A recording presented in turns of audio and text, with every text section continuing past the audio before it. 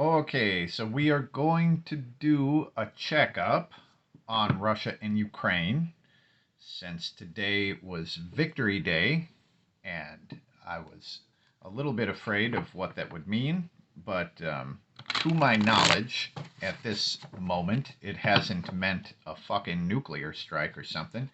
So we're just going to look at Russia and Ukraine, random word, cheeseburger, random number 26. Okay, so where are we at in this thing? Is there any end in sight? I'm pretty sure I know the answer, but let's see what the cards say. And I am using my Russian Deviant Moon deck to maybe help to connect to whatever the fuck is going on. And the root card is the Page of Wands. All right. And our main card here is Justice. So let's just see what we got going on. All right. So Justice is about fairness, right? So the Justice card showing up. If things have been unfair, and it's a fucking war, so there is no fairness generally in war. So the Justice card showing up, maybe there's some sort of shift where it would sort of move back to some sort of fairness. Now, one of the good things about the Justice card showing up is emotions are not involved in the process of justice.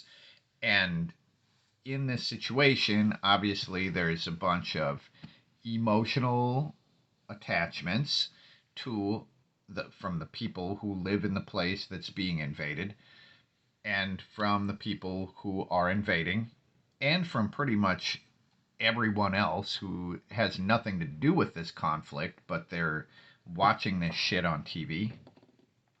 So the Justice card is kind of taking the emotional element out of it and looking at what is left. Now, this Page of Wands on the bottom is really puzzling to me, but the Page of Wands by itself, this is about believing in yourself, and it is a very optimistic view of what it is that you can do. Like the page is crossing the icy pond. For one, that does show danger, but the page is crossing the icy pond in a way that only they can do, and as long as they believe in themselves, they're fine.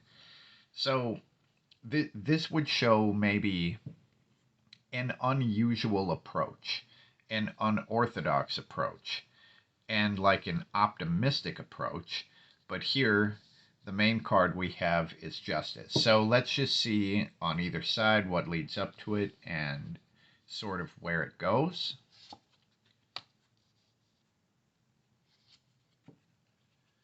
Well, that's not very good, I don't think. So we do have the Justice card in the center. What leads up to the Justice card is the Four of Wands, which is about a shared commitment to stability. Now, that's great. We haven't seen very much shared commitment to stability in this whole conflict, but here there is a shared commitment to harmony and stability. Now, that leads to sort of the taking out of the emotional aspect of it that shows in the Justice card. And what does it lead to? The Ten of Swords. I mean, so the Ten of Swords is generally bad stuff, right? And it's one of the more disruptive cards in tarot. But what tends to happen in the Ten of Swords is there's something that the person in the box, they tried not to look at this thing.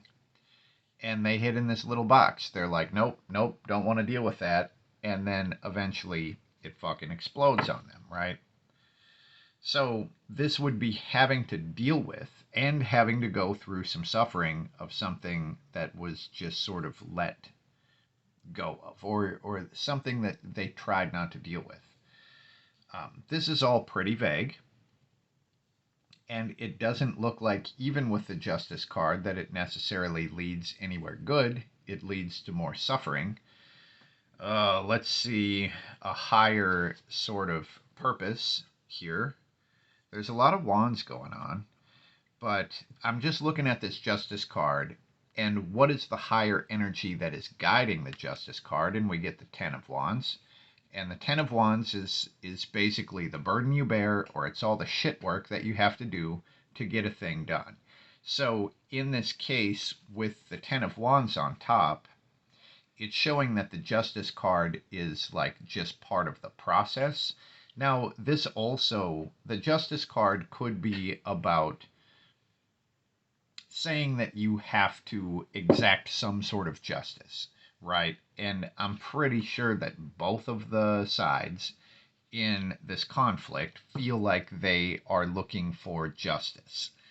So that wouldn't necessarily mean anything good if it's just saying, like, okay, we're looking for justice now.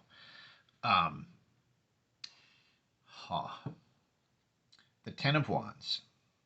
So this is the burden. I'm going to try to look and see what this goal is here from the Ten of Wands, because this is all the shit work, right? And ultimately, one way you could read this is this is the supplies to build this house. The Ten of Wands, the wands are like, he's going to build a house. And the house would be the one that shows up in the Four of Wands. But here, it's like a commitment to the stable house that leads to this to begin with. Let's just see where this Ten of Wands is going. Oh, geez. So the Three of Swords is heartbreak and betrayal. All right, just after looking at all of this, I don't think anything good is going to come out of the next couple of weeks. And I was hoping maybe that the victory day would mark some sort of turning of a tide, or maybe just a different approach. Like, okay, so now that this is out of the way, maybe they would declare victory on the Nazis in Ukraine and they would just fucking go home, or at least go only to eastern Ukraine. But I don't think any of that's happening. The burden that is being borne here leads to heartbreak and betrayal. So this is a shared commitment over here.